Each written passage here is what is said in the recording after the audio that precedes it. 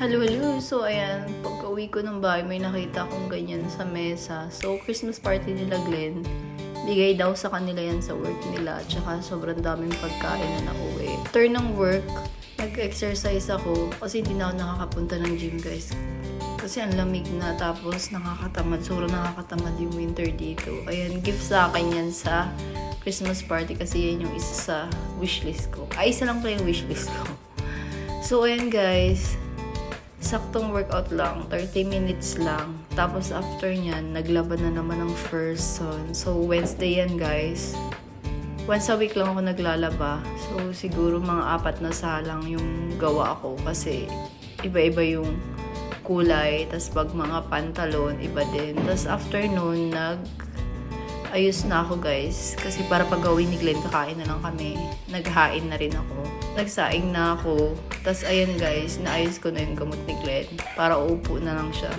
Diba? Sana all. So ganyan lang yung routine namin guys. Pag meron pa siyang pasok hanggang 9. So madalas, ang kain namin is 9. Or pag wala siyang pasok, 6. Basta pagka-uwi, kumakain na kami agad para medyo makapahinga tapos makompleto pa rin namin yung tulog namin. So, sobrang boring ko. Habang naglalaba, tapos nagsasaing, naglilinis na rin ako ng bahay, guys. Once a week lang ako naglilinis. Kasi ngayong week, meron akong pasok ng Monday to Sunday. So, wala akong pahinga kasi yung kasama ko sa work, may pupuntahan siya.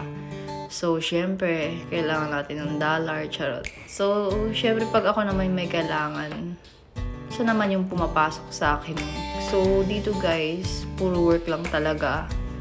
Pero, pag yung friend namin, lumalabas din kami kasi kahit pagod kami, parang, syempre gusto rin naman namin ng, alam mo yun, makalabas-labas kahit na puro work. Kasi parang, pag puro work lang, parang hindi ka makikiano sa ibang friends. Parang, mas lalong nakakapagod na parang, ay, ganun na naman. Parang ganun. Kaya kami ini-enjoy lang namin. Hindi namin inaano yung sarili namin masyado. So, ang importante, kumpleto lagi yung tulog namin. So, ganun yung ginagawa namin ni Glenn. So, ayun lang guys. Antay ko na lang silang dumating. Bye guys! Thank you for watching. Bye!